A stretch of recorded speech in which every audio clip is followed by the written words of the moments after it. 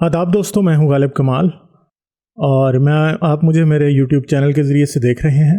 آج ہم قرآن اور سائنس کے سلسلے کو آگے بڑھائیں گے اور ہم قرآن کے مزید کچھ ایسے دعویٰ جات کو دیکھیں گے جنہیں آج مسلمان سائنسی حقیقتوں کے طور پر جانتے ہیں۔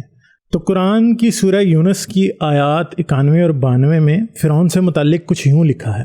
یہ آیات بیسیکلی فرعون کے مرنے کے وقت کو بتاتی ہیں کہ جب وہ توبہ کرنے لگا۔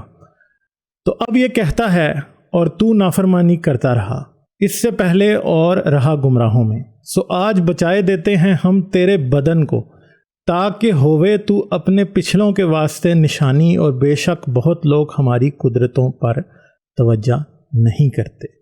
تو یہ قرآن کی وہ آیت ہے جو کہ فرعون کی موت سے متعلق اتری تھی، اور فرعون کی موت اس وقت بتایا جاتا ہے کہ فرعون جب مرنے لگا تو اس نے توبہ کی، مگر خدا نے کہا کہ اب ہم تجھے نہیں بچائیں گے بلکہ صرف تیرے جسم کو ہی بچائیں گے تاکہ ہم اسے نشانی بنا لیں آنے والے وقتوں اور ان کے لوگوں کے لیے۔ تو یہ جو دعویٰ ہے، مسلمان کہتے ہیں کہ جی یہ جو دعویٰ ہے یہ فرعون کے جسم کو بچانے کے حوالے سے ہے، اور قرآن کی یہ آیتیں تب سے بڑی مشہور ہوئیں جب 1976 میں یعنی 1976 میں فیرو رامسیز II جو تھے ان کے جسم کو لے کے جایا گیا فرانس میں، اور وہاں پہ ایک ٹیم نے اس کو دیکھا اور اس جسم پر ریسرچ کی، اس ممی پر، اور پھر اس کے بعد کچھ دریافتیں سامنے آئیں۔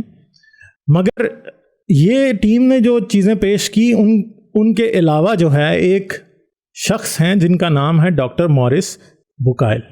اور یہ ڈاکٹر مورس بکائل کون تھے؟ یہ شاہ فہد کے پرسنل فزیشین تھے، اور یہ سعودی شاہی خاندان کے بڑے قریب تھے، اور سورسز کے ذریعے یہی پتہ لگتا ہے کہ انہیں شاہ فہد نے کہا کہ وہ اسلام اور سائنس پر کوئی کتاب لکھیں، اور انہوں نے ایک کتاب لکھی جس کا نام تھا سائنس، قرآن اور بائبل۔ تو اس کتاب میں انہوں نے قرآن کے سائنسی معجزوں کی نشاندہی کی، اور اسی کتاب میں پہلی بار یہ سامنے آیا کہ فیرو رامسیز II جو ہے وہی جو ہے وہ قرآن میں بیان کیا گیا فرعون ہے، اور اسی کا جسم جو ہے اللہ نے اسے بچا کے رکھنے کا وعدہ کیا تھا، اور اس کے جسم میں وہ تمام نشانیاں پائی جاتی ہیں جو کہ اسے قرآن میں بیان کردہ یا بائبل میں بیان کردہ جو فرعون ہے وہ ثابت کرتی ہیں۔ مگر مسئلہ یہ ہے کہ رامسیز II ہے کون تھا؟ رامسیز II جو ہے وہ تقریباً 13ویں صدی قبل مسیح یعنی 13th century بیفور کرائسٹ میں موجود تھا، اور تمام کے تمام فرعون جو ہیں اسے اپنے جد امجد یعنی اینسیسٹر کے طور پر قبول کرتے ہیں، اور اس نے مصری سلطنت کو بہت زیادہ جو ہے بڑھایا تھا، اور اس نے بہت سی زبردست جنگیں لڑی تھی جن سب میں یہ فاتح رہا تھا۔ اس نے لیبیا کے لوگوں کے خلاف جنگیں لڑی، اور پھر اس نے نارتھ میں آ کے نارتھ ایسٹ میں کنعان کا جو علاقہ ہے وہاں پہ آ کے ہتھیوں سے بھی جنگیں لڑی، جس کی میں ابھی ڈیٹیل آپ کو بعد میں بتاتا ہوں۔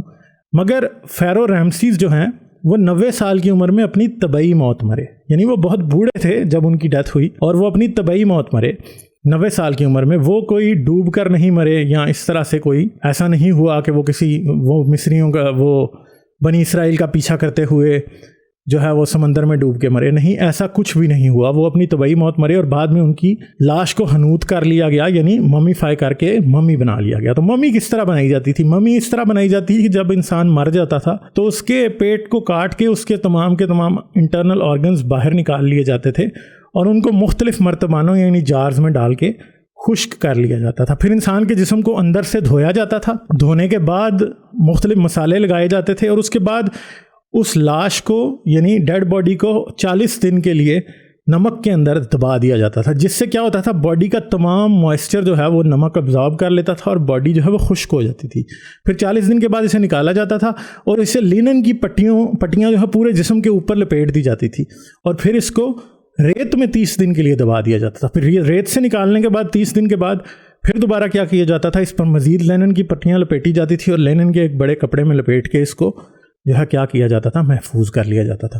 اصل میں یہ مصریوں کے مذہبی عقائد تھے، کیونکہ مصری یہ سمجھتے تھے کہ آفٹر لائف میں جب سب مردے زندہ کیے جائیں گے تو اس وقت ہر روح اپنے جسم کو تلاش کرے گی، اور اگر جسم جو ہے وہ موجود ہوگا، اور وہ جسم موجود ہونا چاہیے، اور موجود بھی ایسی حالت میں ہونا چاہیے کہ روح اپنے جسم کی شکل پہچان لے، اور جب وہ پہچان لے گی تو پھر ایسا ہوگا کہ وہ اس جسم میں دوبارہ داخل ہوگی اور وہ زندہ ہو جائے۔ تو یہ مصریوں کا ایک جو ہے عقیدہ تھا جس کے مطابق لاشیں حنوط کی جاتی تھی.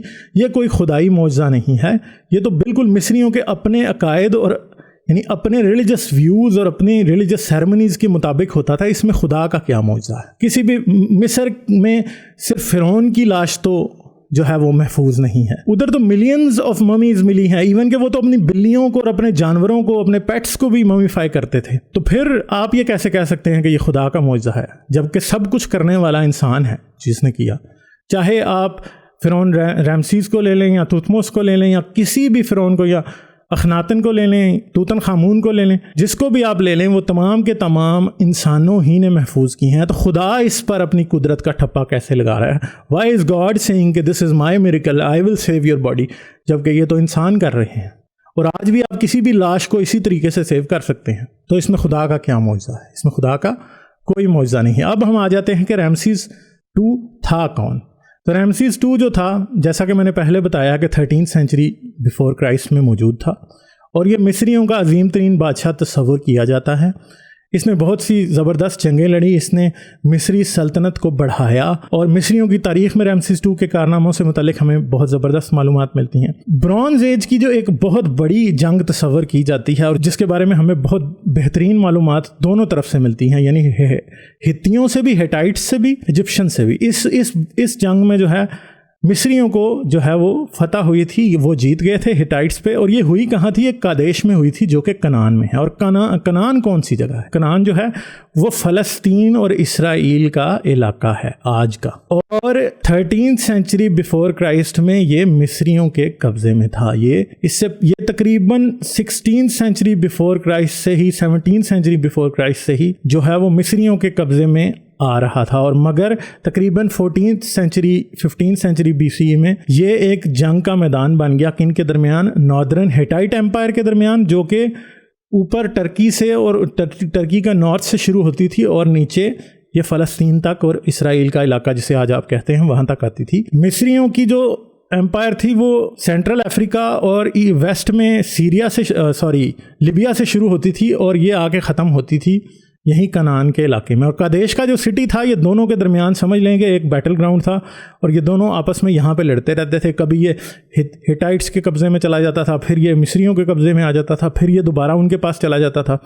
تو یعنی یہ کنعان کا ایک مین شہر ہے. اور آپ کو اس وقت بنی اسرائیل کا کوئی وجود نظر نہیں آتا، کوئی حضرت موسیٰ نظر نہیں آتا. اگر آپ بنی اسرائیل کی مذہبی تاریخ دیکھیں، یعنی جو بائبل میں لکھا ہے یا تناخ میں لکھا ہے، اس کے مطابق یہ وقت جو ہے ججز کا وقت تھا. یعنی جس وقت بنی اسرائیل پہ مختلف قاضیوں کی حکومت ہوتی تھی، ان کا اپنا کوئی بادشاہ نہیں تھا. بعد ازاں داؤد کے وقت میں شاؤل جو تھے داؤد سے کچھ پہلے، وہ پہلی بار جو ہیں وہ بنی اسرائیل کے بادشاہ بنے.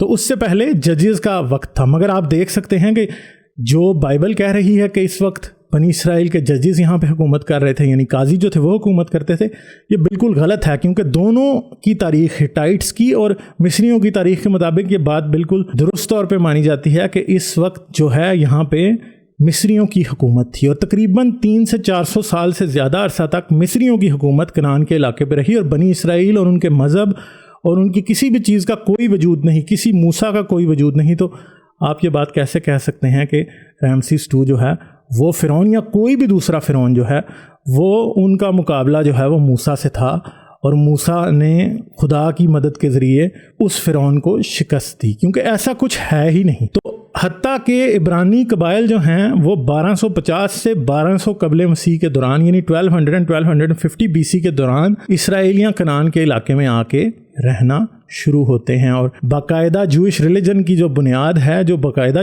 جوئش ریلیجن ملتا ہے، وہ تقریباً 7ویں اور 6ٹھی صدی قبل مسیح میں آپ کو ملنا شروع ہوتا ہے. اس سے پہلے کنعان کے وہ لوگ جو اپنے آپ کو خدا پرست اور واحد خدا کے ماننے والے بنی اسرائیل کہتے تھے، وہ بھی بت پرست ہی تھے.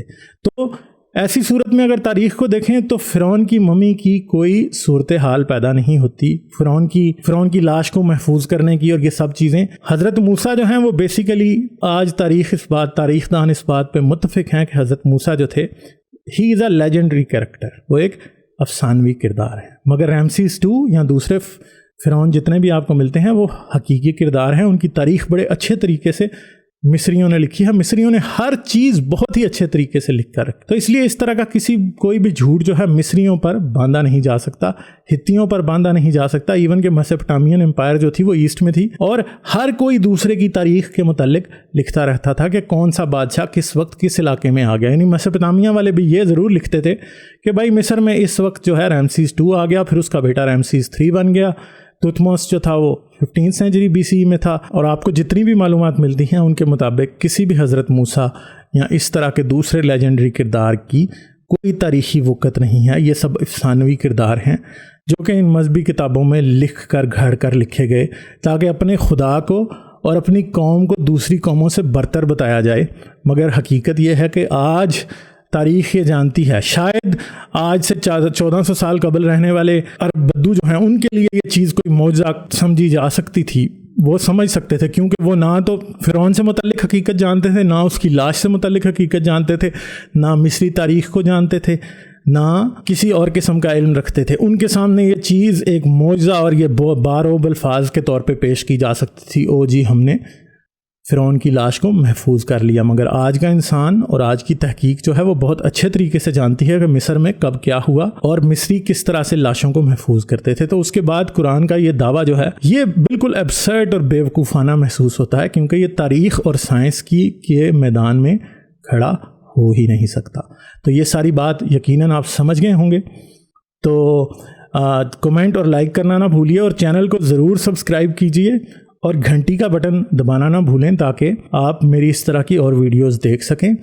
اور جتنا آپ اس ویڈیو کو شیئر کریں گے اور لوگ بھی اس سے ان چیزوں کو سمجھیں گے اور لوگ جہالت سے نکلیں گے.